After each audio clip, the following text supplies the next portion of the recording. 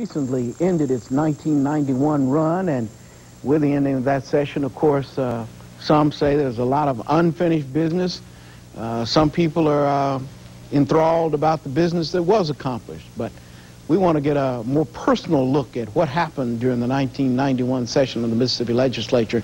And one of the things that they did tackle during this session, or at least make an attempt to try to resolve, was the issue of legislative reapportionment. Always a very controversial issue in this state, because what you're trying to do is rearrange the district lines and represent people, represent communities, keep like interests together, and also increase, hopefully, black representation in Mississippi politics in this state. And that's never a very easily accomplished task. In the past, you know, we've had to do it through the courts. We're happy to have with us as our guest today Representative Ed Blackmon. Mr. Blackmon has been one of the more outspoken elements during the past legislative session, because he felt that some aspects of the reapportionment, redistricting matter was not going in the best interest of constituents and black people. And Mr. Blackmon, without summarizing too much your position, why don't we let you kind of tell us why you felt the need to speak out regularly and vocally about the way reapportionment was going in the Mississippi Legislature? Well, I can tell you this, it was not a job that I sought or applied for. It was mine because of the position that I was in.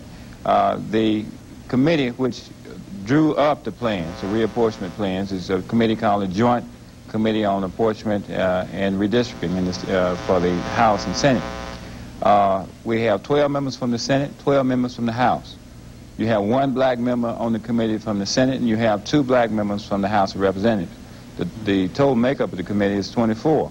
So if we didn't speak up, then nobody else would speak on behalf of that part of the community in the state of Mississippi which didn't have a voice. So we more or less, Senator Hardin and myself, more or less were left in that position by default. And because of that, we found ourselves often cast in a position where we were more or less advocating an interest for 35% of the population, instead of, like the others, concentrating on a congressional district or maybe on their home or county districts. Without getting too specific about the plans themselves, there are a number of plans that were discussed, and these plans would have increased, some of them, black representation in the Mississippi Legislature. Others were more questionable. Kind of contrast what we ended up with some of the ones that you felt we might have gotten stuck with if you weren't more vocal about it. Well, the first plan that was developed by the committee was a plan that was floated around the state in public hearings. That plan offered no change whatsoever in what exists right now in the state. In fact, 4 of the districts that they had in that plan actually reduced the percentage of blacks in the incumbent blacks districts. So we had a clear opportunity, if that plan had been accepted, of losing about 2 members who are already elected to the House of Representatives. The ultimate plan, which was adopted, did increase the number of black districts in the state with 60% above voting age, black voting age population to 29. We do claim that that's not enough. We had proposed a plan which would increase it to 41 black majority districts, with 31 of those districts having a 60% majority. During the process of reapportionment, during the hearing process, we had got an opinion from Judge Reuben Anderson, who is now in private practice, who was employed by the Joint Committee to act as one of his counsel. Judge Anderson wrote a memorandum of law assessing the difference between the plan offered by a coalition of black and white members and the plan ultimately passed by the House.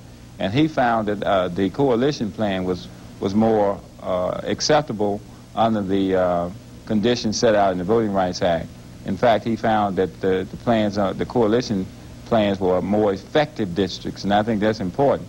You can have 60% districts, and you put them in the Delta, and you place them like they have them now, and they're not effective districts as far as blacks are concerned. We have always had 60% districts in the Delta, but because of polarized block voting, blacks don't have a chance of electing persons of their choice. Some people say that in order for a black to win election from a certain district, it has to be quite a large majority black voting age population district. In other words, it has to be a district where the black voting age population is such that they will vote in larger numbers, maybe 50, at least 55 plus percentage, maybe 60%. Will the districts that we got in the final plan offer that kind of margin for electability? Let me give you one example of what happened. Both plans, which were the primary plans which were debated in the House and in the Senate, had one district, which is in the Delta, Bolivar County, have identical percentages, voting age populations of 71%. The difference in the two plans is this, that the plan offered by the Joint Committee had a black population, mainly rural. It involved many of the old plantations where blacks don't participate in the electoral process. If they do participate, then they're under the control of their employers. And that has been historically true, the more rural areas. Now, the plan offered by the coalition included an area called the East Cleveland precinct, the more affluent area of Bolivar County, more educated blacks there, more politically cohesive group of blacks who are very active. And we included that precinct in our plan because we knew that those blacks were going to be very active in protecting their interests and their rights and more likely to go out and vote their convictions, and we expected that would be on behalf of a black candidate. So you see, you play with percentages and you play with numbers. You have to look where you're placing those numbers to determine whether or not there's a real effort to give blacks a fair opportunity to elect persons of their choice. Another example is in Sunflower County. That has always been a 60% voting age majority in this district in Sunflower County, but it includes Parchman, Mississippi. 3,500 black males are counted in the census count in Sunflower County from Parchman Penitentiary. Those people don't vote. They can't vote. Legally, they can't vote, but they still claim that's a 60% district. In their plan, they include Parchman. In our plan, we draw a district that does not include Parchman, and we make that a 62 or 65% voting age population district. Blacks will have an opportunity to elect someone there. But still, they're floating that number out before the public and saying, look what we're doing for the black population. We're giving you this 60% district there. Go to LaFleur County. There's been a 60% voting age population district in LaFleur County for the last 8 years. And yet a white continues to be elected despite the efforts by blacks to put someone of their race in office. The reason for this is that this district includes Mississippi Valley State. Those kids don't participate. One, if they do vote, they're voting back home. Certainly on campus they're not voting. And one thing in the past has been that those kids are not on campus during the elections in the summer. So when they say they got a 60% district there, that's not true. What we did, we moved our district away from Itabena, and we created a 70% majority voting age population, black majority voting age population, which meant that more than likely that district would be won. And I can go on and tell you the differences between the numbers. You have to place the numbers where they're going to be effective in order to say you're giving blacks a fair chance, and they don't do that. What about the outcome of this plan? Are we going to end up in lengthy litigation again, or do you think what we finally ended up with is not an unreasonable plan? Let me put it that way, for lack of a better word. It is an unreasonable plan, and we very likely could end up in litigation. The Justice Department controls that right now. I expect that we will win. And I'll tell you how unreasonable it is. In Jones County, we created a 70% total population district there with a 65% voting age population. The committee and the plan the House voted on totally wiped out that district, saying the blacks don't deserve a district down there. In Pike County, the same thing. We created a 60% voting age population district in Pike County. That district was just totally wiped out, not considered at all. And in Monroe and Chickasaw County, another 60% voting age population plus district for blacks, not in the final plan. So can you tell me that, given those examples, that this plan is fair? I don't care if they do come forward and say we created 29 majority black districts with voting age population of 60%. That tells me nothing when you're leaving other districts out there for which, for no reason, you're not allocating properly under the law. So what? 29, give us 30, 35 if the districts there exist. We're entitled to it. We make up 35% of this state's population, and I think we deserve to finally be allowed to participate in the decision-making body, and that is the legislature. For the benefit of our viewers, why is this matter so important? It's important because the decisions that are made that affect our daily lives determine how you will live tomorrow, how your children will live, and your grandchildren will live, are being made today. And you see what has happened when it's been left in the hands of others. If we don't get involved right now, then we're going to have decisions being made that we're not going to like, that we're going to regret, but nonetheless we have to live with. And if that's going to happen, I want to be in on the decision making. And I think every citizen probably shares that desire, and the only reason that we haven't been able to do it is because the door has been closed. Okay, let's take a break. We'll be back in just a moment.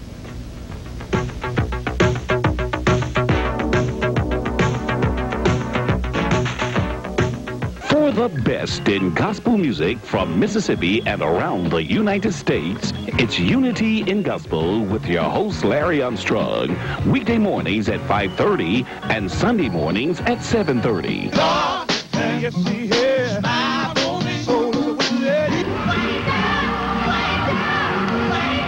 Unity in Gospel with Larry Armstrong, weekday mornings at 5:30, Sunday mornings at 7:30 on WJTV 12. Join us all next week for a Mississippi morning when our Delta Dream vacation takes us to sunny Los Angeles. Now we're going to tour you around the country's second largest city, from downtown all the way out to Venice Beach to Rodeo Drive here in Beverly Hills. And yes, it is expensive. You will also meet the owners of some of the city's trendiest restaurants. We'll make you laugh at the Improv, and we will introduce you to a budding young star from Jackson, Cynthia Gary of Northern Exposure. Please join us for a Mississippi morning in Los Angeles, right here on WJTV.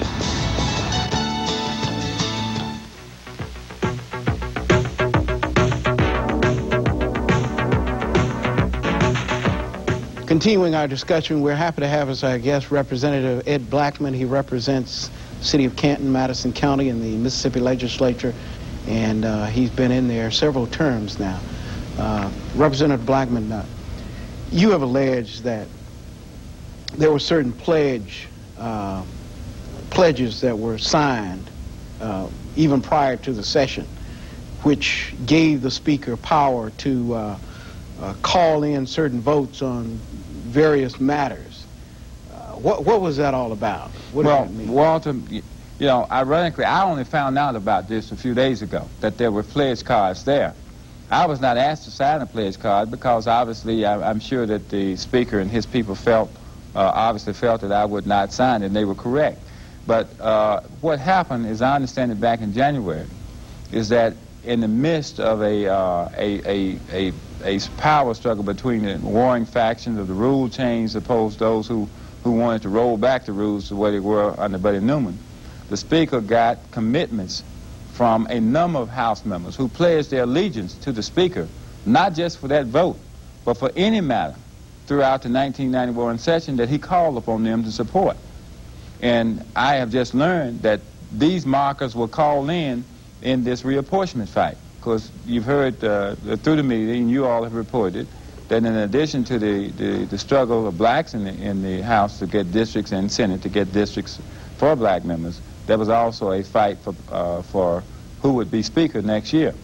And the Speaker, in an effort, and his folk in an effort to maintain power, called in, and I'm calling them markers because that's what they are. These are pledges made by members who have not been told what the legislation is going to be. They have not considered it. It has not been debated, but they've been told, when I want you to come in and support me on this issue, you do so without question. It kind of reminds me of the Godfather movie when the Godfather calls in his debts, which have been accumulated over a period of time, and those people have to respond without question.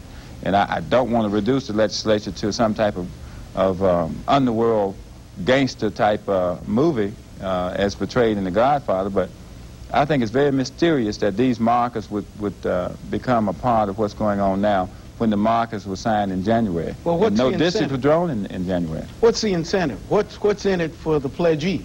Well, obviously, they want to be on the inside, or believe they're on the inside, and perhaps some type of patronage by way of committees, by way of chairmanships might be passed out.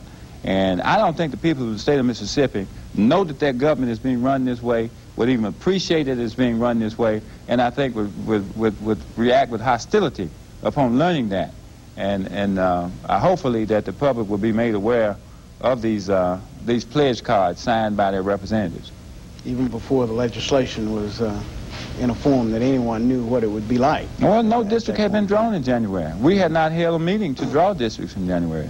And for these pledge cards to surface in the midst of this debate on reapportionment, I think is offensive. It should be offensive to anyone who learns of it. What's your relationship with the Speaker? Well, I supported the Speaker 4 years ago, well, almost 4 years ago, in a fight that we had that grew out of the Buddy Newman era. We thought that the Speaker was a person that we could put in that position who would abide by the new rules that we fought so very hard to get implemented. But as you know, this past January, he led the fight to try to roll back those rules that we had implemented to put more democracy in the legislative process. And I have to believe that once getting in office, that the Speaker became consumed with power and wanted more of it, and didn't think, obviously, that the rules were so good, the rules that he was elected under were no longer so good anymore. What happens now with the new guard? This was chronicled at that time as the coming of age of the new guard and out with the old guard. Is the old guard, based on what you're telling me here, is still very much in evidence down on the floors of the Mississippi State Capitol? Well, it's like a snake. You chop off his head and the body continues to wiggle. You're seeing the last wiggle of the old guard. I don't believe that they're going to survive. I'm confident that the death of the old guard will be seen after this year's election. There are some who die hard, though, and we're going to have to prove, and I mean by we, the people of the state of Mississippi, prove that that type of leadership is no longer tolerated, and if it is, anybody who attempts to continue will cease to exist as an elected official.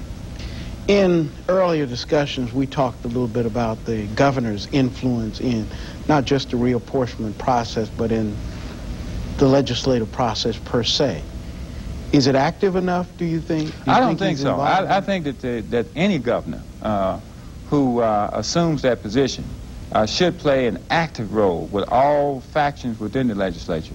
I think the governor can be kind of the person who stands above it all and tries to get involved with each faction and to bring those factions together.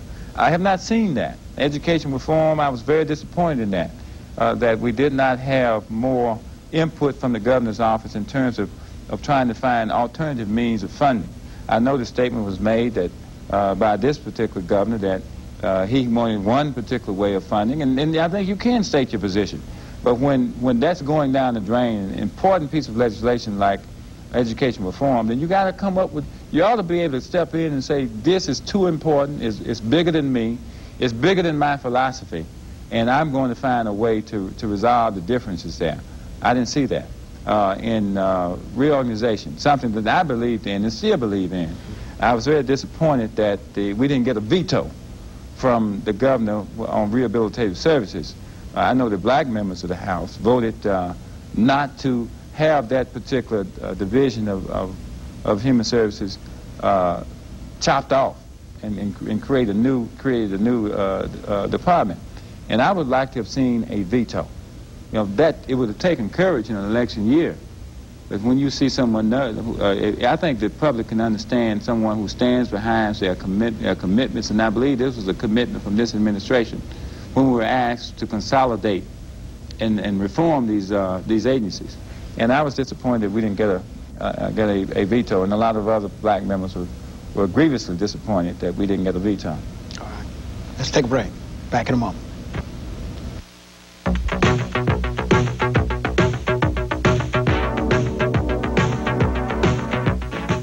To her, her, he was a man of passion. I love you. And mystery. I want to know everything about you. But is her perfect lover hiding a secret? Can't seem to get enough of me. Or is this a case of fatal obsession? This woman is capable of anything. You used me. I didn't do anything to you. Now she's caught in a deadly game of seduction. I'm not sure who to believe. Pierce Brosnan, JoBeth Williams, and Virginia Madsen. You're in danger. One of them is out to kill her. I have to find out. Will she be the next victim of love? Sunday nights, be sure to join Chris Meggs and Doug Meyer for the latest developments in news, sports, and weather on WJTV, the News Center, at 10. Then at 10:30, stay tuned for the Jesse Jackson Show as he takes a close-up look at the issues and experiences of American life, ranging from war in the Gulf to the war on drugs. At 11:30, join Deborah Grable and Daryl Denard for Ebony Jet Showcase. It's the News Center at 10, followed by the Jesse Jackson Show at 10:30 and Ebony Jet Showcase at 11:30, Sunday nights on WJTV.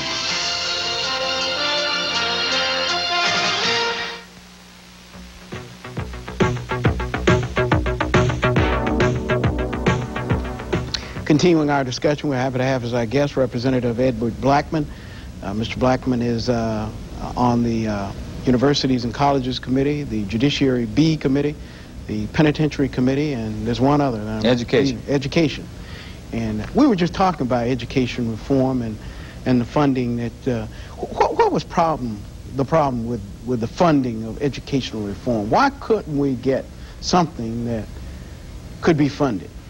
Well, because you have in the legislature a number of individuals who are anti-public education and would seize any excuse or opportunity to see that it's not improved. On the other side, you had an administration which says that I want education reform, but I only want it if you use this funding mechanism. And they saw that as a ripe opportunity to jump in and say, we don't want that. We want you to fund it. We want to fund it this way, and if you don't accept this, you're not going to get it.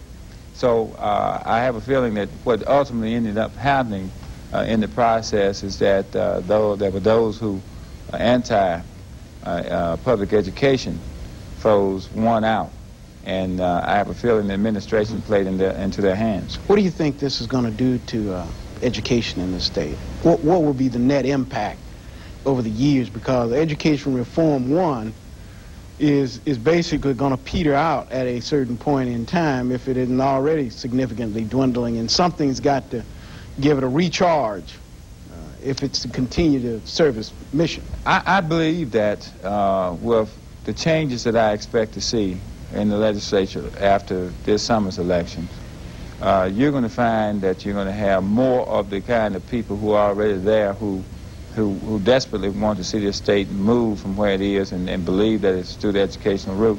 So we will see funding of some education reform package. It may not be all that was in the one that we worked on this past year, but I'm certain that there'll be something done because I think we all realize that in order to do anything worthwhile with our future, we have to start with education. And the public schools are chartered with the responsibility for seeing that comes about. Are we going to need a special session to get this done? I don't think so. I think that we can expect to see something maybe the first year of the next term. And I believe it can be done. It could have been done before, but I told you we had a lot of competing interests in there. Some who wanted to make the governor look bad for the sake of making him look bad. The others who don't want to see education, the public education, improved at all. And those forces combined to defeat any chance of it being funded. Here's a kind of a reflective question. Many of the newer members of the legislature, that being the blacks, are now getting the seniority to move into more leadership positions in the Mississippi legislature. Can we expect to see more committee chairmen in various areas over the next few years, and do you think this is going to have a substantive impact on the results of what we see? We're in a life and death struggle as far as that's concerned in the legislature now. If those forces which prevailed the other day by a vote of 64 to 58 on the reapportionment plan, which is now going to the Justice Department, remain intact, then blacks are going to have a hard time in the legislature. If, as I expect, that those forces are dying out and won't return in force, then we're going to see a continued movement toward leadership positions in the House and in the Senate from black members. Has that been a purposeful effort, do you think, to exclude blacks from committee chairmanships, vice chairmanships? Under the reform measures that were passed several years ago in the House, we were able to overcome that. Up until then, there had been a purposeful intent to exclude blacks from leadership positions, and that was obvious because we didn't have any. We simply were not afforded the opportunity. Now that we've been given the opportunity, we've proven that we are as effective, in some cases more effective, than our predecessors. In looking down the road, we're in an election year now, and we've got some very important issues that will have to be discussed and debated. And what are the major issues as you see it as we go into the summer months, and what should we be on the lookout for? What should we question our public officials on as they come before us and ask for our vote? I think we're going to have to bite the bullet on funding for this state. Mm-hmm. No, we're teetering on, I don't want to say bankruptcy, but we're certainly teetering at the point where the services that we've become accustomed to will no longer be available to the general public. And we're already operating at the minimum level. I wouldn't want to see that. And so I think we need to ask those who are asking for our votes, what do you have in mind doing to alleviate that situation? Are you willing to make the hard and fast decisions necessary to bring this state from that? Because what's being affected is health care, education, and the people who really need protection in that area are the people who can least afford it. So we're going to have to make our elected officials, or those seeking to become our elected officials, accountable and make them make the commitment. And after making the commitment, make them stick to it. You know, the individual voter may not believe that they have the power to bring about change or to enforce a promise, but I can assure you that they do. They are very important to every elected official, and we always look over our shoulders to see what you're thinking and what you're saying. And oftentimes we don't say enough. And that's where we fall short at. So I hope that the public do you hear from them enough? Yes, I think that we should be mindful that we should not just cast our vote, but enforce that vote. And that's the best way to get those commitments made into real change. And on the election trail this summer, I'm sure that many of us will be hearing from outraged citizens who will think that many of us have fallen short of our promises made 4 years ago. Are we going to be able to I ask this question, I guess, every 4 years, get this state off the bottom economically? Are we going to be a competitive force in this region of the country in the years to come? Only when politicians get rid of the rhetoric, get rid of the shining gloss, the photo ops, the sound bites, roll up the sleeves and get down to making the real hard decisions. And I keep saying that. Because people tend to shy away from making the hard decisions. That means I don't want to hear people talking about no taxes. I mean, that's nice to say, and people like to hear you say that, but it's not reality. Okay. No gambling, no this and no that. We're going to have to make some decisions. All right. Thanks to you for coming down and sharing this insight with us on the Mississippi Legislature during the past session. That is the Sadler Report. I'm Walter Sadler. Thank you for joining us, and have a good day.